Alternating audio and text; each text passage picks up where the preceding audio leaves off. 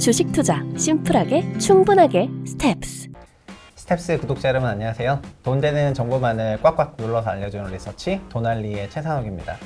최근 중국 락다운이 풀리면서 2차 전지 관련해서 어떤 영향이 있는지 오늘 한번 살펴보겠습니다. 최근 주식시장에서 강세를 보이고 있는 섹터는 2차 전지 배터리 섹터인데요. 전체적인 시장의 조정에도 불구하고 일부 종목 같은 경우에는 상당한 주가 강세를 시현하기도 했고, 그리고 전체적으로는 상대적으로 덜 빠졌다고나 할까요? 그런 흐름을 보이고 있는 게 배터리 섹터인 것 같습니다. 또 특히 중국의 락다운 완화 조치 관련해서도 좀 기대감을 갖고 있는 상황인 것 같은데, 그래서 오늘은 하나투자증권의 이용욱 애널리스트님을 모시고 한번 진행해 보도록 하겠습니다. 안녕하세요. 네, 안녕하세요. 하나투자증권에서 2차 전지 담당하고 있는 이용욱이라고 합니다. 투자자분들이 뭐 모든 섹터를 매일매일 추적하는 건 아니지만 2차 전지 섹터 전체적으로 올해 좀 어떤 흐름이었는지, 그리고 저희가 그래도 테슬라 주가 정도는 알거든요. 이게 1200슬라 갔다가 600슬라로 거의 반토막 났다가 조금 회복을 했는데, 네. 그거 대비해서는 뭐 LNF 같은 기업도 있고 2차 전지 국내 기업들이 상당히 견조했던 것 같은데, 전체적인 2차 전지 시장 주가 흐름을 간단하게 설명해 주시면 좋을 것 같습니다. 네. 말씀하신 것처럼 연초부터 글로벌적으로 봤을 때 2차 전지 관련 주들은 다들 하락 추세였었습니다. 그래서 그 대표적인 이유로는 아시겠지만 이제 금리가 상승하면서 성장주들이 많이 꺾이기 시작하였고요. 그리고 2차 전지 산업으로 봤을 때는 지금 반도체 부족 이슈가 지속되고 있고, 그리고 원자재 가격이 많이 상승했고, 그리고 더불어서 러시아 우크라이나 전쟁이 터지면서 부품 이슈까지 더해졌던 것 같습니다. 그러다가 이제 1분기를 지나면서 이제 주가가 조금씩 편차를 보이기 시작했는데, 테슬라나 국내 2차 전지 같은 업종들은 이제 주가 실적이 방어를 하면서 주가 다시 회복세를 들었었습니다. 그러다 이제 말씀하신 것처럼 4월 달에 중국 락다운이 시작되면서 이제 업체별로 조금씩 편차를 보이기 시작했는데, 중국 업체들 같은 경우에는 아무래도 내수 시장이 꺾이다 보니까 주가는 계속해서 둔화되는 모습을 보였고요. 테슬라 같은 업체들도 중국에 상하이 공장이 있다 보니까 이제 판매량이 꺾이고 컨센서스가 많이 꺾이면서 주가도 다시 하락하는 모습을 보였습니다. 반면에 이제 국내 업체 같은 경우에들은 아무래도 중국향 비중이 그렇게 크지 않다 보니까 중국은 뭐 중국 제품들을 쓰니까요. 배터리를요. 네, 맞습니다. 그래서 상대적으로는 이제 주가가 그래서 좀 견조했던 편이라고 보고 있습니다. 그러니까 전체적으로 우리나라 국내 배터리 기업들은 뭐 셀이나 소재 기업이나 다 마찬가지지만은, 그러니까 중국이 너무나 똘똘 자기 중심적으로 운영이 되다 보니까 중국에 저희가 뭐 대체적으로 진출한다거나 하기가 조금 어려운 편인데, 전반적으로는. 근데 중국이 락다운하고 하니까 저희는 상대적으로 오히려 좀 수혜처럼 인식이 되었다, 이렇게도 생각을 할 수가 있는 거네요. 네, 그렇죠. 상대적으로 봤을 때는 좀 더 견조했다고 볼 수 있을 것 같습니다. 근데 그 말씀 중에 1분기 실적을 좀 기점으로 사실 테슬라도 좀 회복을 했고, 그리고 다른 기업들의 그 주가 성과도 좀 다르게 나타났다고 하는데, 그러면 아무래도 1분기를 좀 전체적으로 요약을 간단하게 한번 해주시면 좋을 것 같아요. 네, 알겠습니다.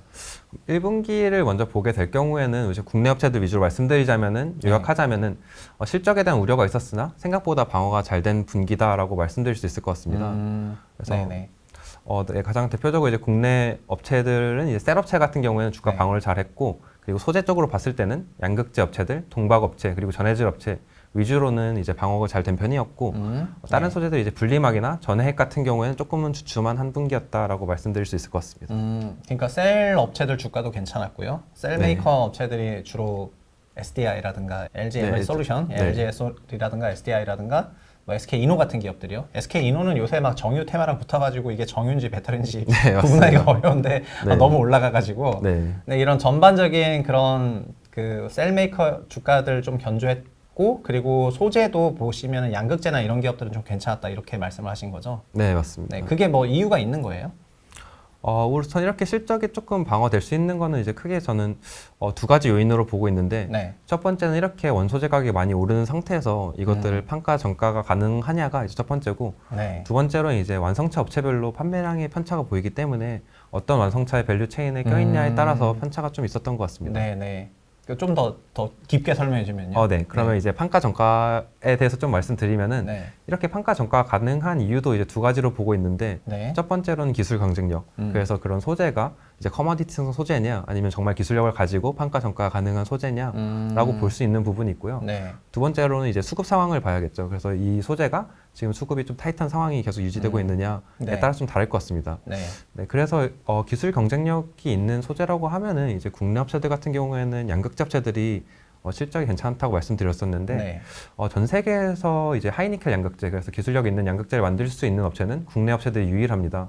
그런 측면에서 이제 국내 업체들은 이제 판가점가도 굉장히 잘 되었고 수급도 타이트한 상황이 이어지다 보니까 실적도 굉장히 잘 방어가 된 것 같습니다. 그렇구나. 그러니까 저희가 이제 양극재 업체들이 그러니까 종전에는 어떻게 보면 배터리 그런 셀메이커 회사들에 대한 관심을 많이 가졌다가 작년 사실 상반기에는 거의 소재 업체들의 엄청난 주가 상승이 있었고 막 대부분의 기업들이 거의 10배씩 올랐잖아요. 네, 맞습니다. 그래서 LNF 같은 회사도 그렇고 에코프로 같은 회사도 그렇고 그런 기업들이 주가가 너무 많이 오르다 보니까 작년 하반기에 기술주 약세를 거치면서 좀 주가가 빠졌던 것 같은데 그러면서 관심도 살짝 잊어졌던 느낌이 없지 않은데 올해 1분기 실적은 또 막상 잘 나왔다는 말씀이신 것 같고 네, 맞습니다. 그러면은 저희가 이제 그냥 이런 개별 기업단으로 가기 전에 일단은 전체적인 그 권역별로 네. 그 시장 분위기를 같이 보면서 개별 기업을 보면은 좀 더 좋을 것 같아가지고 제가 네. 뭐 유럽이나 중국이나 미국 쪽 데이터를 종종 보잖아요. 네, 그 맞습니다. 배터리 시장 관련해서 뭐 출하 데이터라든가 이런 것들을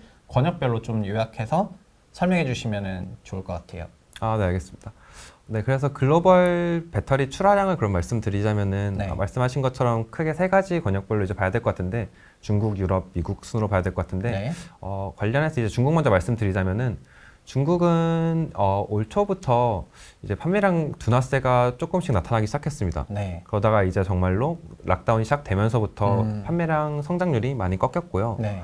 근데 이제 다만 앞서 말씀드릴 것처럼 국내 업체들의 중국 비중이 그렇게 많지 않다 보니까 국내 업체들한테 이제 중요하게 봐야 될 점은 중국에 이제 있는 테슬라가 상하이 공장을 갖고 있기 때문에 네. 테슬라로 납품하는 LG 에너지 솔루션 네. 쪽을 이제 좀 관심 있게 봐야 될 것 같습니다. 그래서 락다운이 거치면서 아무래도 정말 테슬라도 판매량이 많이 이제 줄었긴 했는데 네. 실질적으로 LG 에너지 솔루션 상황을 보게 된다면은 배터리 납품은 계속 잘 유지되고 있는 상황이거든요. 네. 판매량은 좋지 않지만 지금은 배터리 재고를 쌓고 있는 중이다라고 보시면 될 것 같습니다. 네. 테슬라 상하이 쪽 그 트위터나 이런 걸 또 봐도 그 최근에 머스크가 인력 조정 얘기를 했잖아요. 네, 맞습니다. 그거는 중국 쪽 얘기는 아닌 것 같더라고요. 또. 네, 맞습니다. 네, 그냥 생산 관리직 쪽인 것 같고, 네. 그러니까 미국에 있는 네, 그렇죠. 그런 사람들인 것 같고, 이제 네. 중국 쪽은 계속 하드하게 뭔가 그 드라이브를 걸어야 되는 지역이어가지고 네. 계속해서 뭐 채용을 해야 되는 그런 상황인 것 같더라고요. 네, 오히려 더 칭찬도 하더라고요. 중국 인구들 정말 잘하고 있다고. 미국을 돌려가는군요. 근데 그 테슬라에 대한 뭔가 친중국 성향의 그런 행보가 약간 테슬라 주주들에게 부담이 되기도 하는 것 같습니다. 어쨌든 이건 다른 이슈인 것 같고 네. 중국은 그렇다는 것 같고요. 유럽이나 이런 지역은요? 유럽 같은 경우에는 사실 작년 하반기부터 시작해서 계속 판매량 둔화세가 계속 지속됐거든요. 그러다가 지금 공식적으로 나온 4월달 데이터까지만 보게 된다면은 네네. YOY로 역성장했습니다. 그게 뭐 전쟁 영향도 있는 거예요? 네, 없다고 할 수는 없는데 이렇게 YOY 역성장한 거는 예. 사실상 코로나 영향이 가장 극심했던 2020년 4월 이후로 처음 있는 일이거든요. 네, YY 역성장은 이런 성장 섹터에 굉장히 크리티컬한 이슈인 그쵸. 것 같은데. 예. 네, 그래서 정말 유럽 전방 시장에 가장 크게 영향받는 유럽 시장 국내 업체들한테 전방 시장에 가장 크게 영향받는 게 유럽이다 보니까 네. 아무래도 이슈가 조금 더 있었던 것 같은데 유럽이 이렇게 판매량이 부진했었던 이유는 비단 이제 반도체 이슈라던가 부품 수급 이슈뿐만이 아니라 네. YOY까지 역성장했으니까 네. 아무래도 전기차 경쟁력 자체도 조금 떨어진 거라고는 보고 있습니다. 네, 뭐 신차나 이런 거에 유럽차가 좀 요새 막 와닿는 그런 게 없는 것 같습니다. 네, 맞습니다. 네. 그래서 작년까지만 보더라도 원래 폭스바겐이 가장 많이 팔리던 차였는데 네네. 이들의 주력 생산하는 ID3라던가 ID4 모델 판매 비중이 거의 한 10% 중반이었습니다. 근데 올해 들어서는 이게 한 5%까지 떨어졌고요. 네. 그러다 보니까 이제 성장률도 많이 꺾인 게 아닌가라고 보고 있습니다. 미국은요? 미국 같은 경우는 이제 상대적으로 좀 견조했습니다. 반도체 부족 이슈에도 불구하고 4월달 데이터 보면은 거의 한 100% 가까이 성장했거든요. 미국은 너무 낮아서 네, 애초에 많이 낮긴 했죠. 어마어마하네요. 네. 네, 그래서 미국은 아직까지도 공급 대비해서 수요가 아직도 더 많은 편이라고 보고 있는 상황입니다. 그렇구나. 그러니까 저희가 셀메이커 같은 경우에는 개별 차종 어느 회사에 어느 브랜드에 납품을 하냐에 따라서 그 브랜드의 성세랑 약간 좀 연동을 받게 되는데 최근에 유럽 브랜드의 좀 부진 이런 게 있다 보니까 유럽향 익스포저가 있었던 우리나라 셀메이커들이 막 그런 영향을 계산해야 되잖아요. 투자자들이 네. 좀 머리 아프게. 맞습니다. 근데 소재 같은 경우에는 딱히 그러지 않아도 된다는 게 제가 생각할 때 좀 편한 포인트인 것 같거든요. 네, 상대적으로 그런 편이 있고요. 사실 근데 소재 업체들도 그런 걸 하긴 해야 되지만 네네. 가령 양극재 업체 같은 경우에는 지금 워낙 쇼티지가 있기 때문에 상대적으로 그런 생각은 조금 덜 해도 되지 않을까라고 보고 있습니다. 그런 것 같아요. 왜냐면은 완성 셀 업체들은 정말 딱 걔한테 네. 파는 그런 계약들이 따다닥 돼 있어가지고 파는 건데 소재는 어쨌든 물론 한 쿠션 쳐서 들어오니까 네. 그런 부분에서 좀 부담이 덜한 것 같긴 하고요.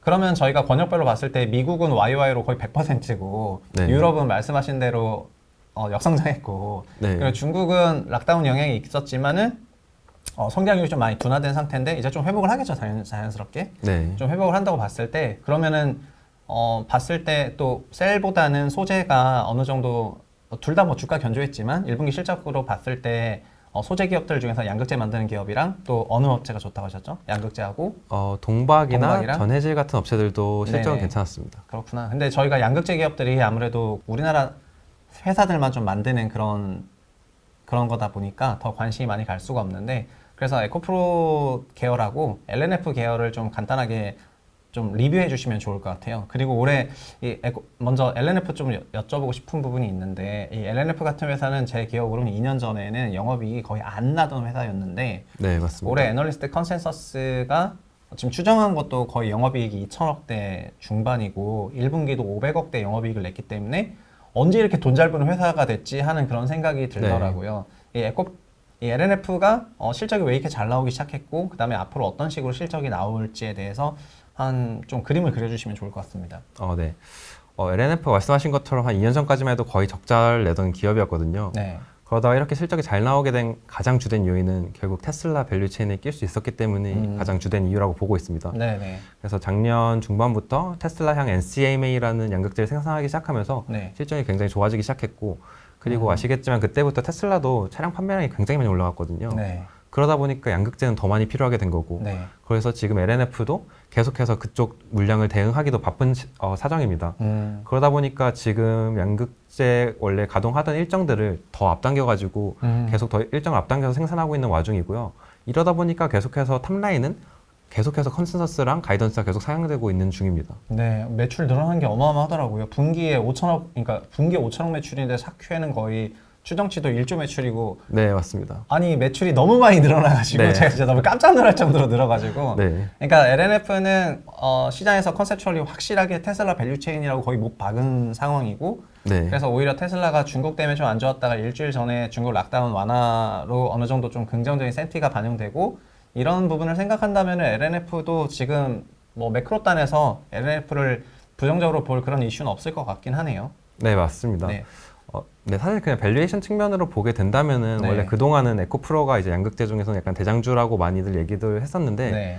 뭐 지금 에코프로 외에도 괜찮긴 하지만은 사실 LNF가 최근 들어서 더 컨센서스랑 가이던스가 더 많이 올라가기 시작했거든요. 그렇구나. 그런 측면에서 볼 때 이제 밸류에이션 측면에서는 LNF가 조금 더 매력적이게 되지 않았나라고 네. 보고 있습니다. 네, 이게 예전에 수익을 하나도 안 냈을 때는 뭐 PER 100배, 500배 이랬던 것 같은데 그렇죠. 이제 영익이 분기에 500억대, 연간으로 뭐 2천억 중후반, 또 내년에는 거의 4천억대 보는 것 같고 네. 그다음 내후년에는 더 위로 보는 것 같은데 근데 이제 이런 기업들이 최근에 여러 가지 원자재 가격 상승 이슈라든가 이런 부분에서 좀 어떤 영향을 받는지 그리고 그러니까 현재 애널리스트들의 실적이라는 게 어떤 이슈에 따라서 위아래로 조정될 수 있는지 정도만 짚어주시면 더 좋을 것 같아요. 네, 사실 지금 이렇게 매출이 올라가는 것 중에서는 물량이 증가하는 부분도 있지만 말씀하신 것처럼 이제 원소재 가격이 오르면서 네. 그에 따른 판가 정가에 따른 이제 매출 그로스도 크게 있다고 보고 있습니다.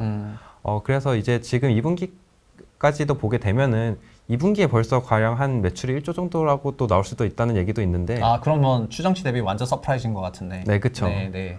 네, 그렇게 되는 게 이제 아시겠지만 1분기에 이제 니켈 가격도 많이 올랐거든요.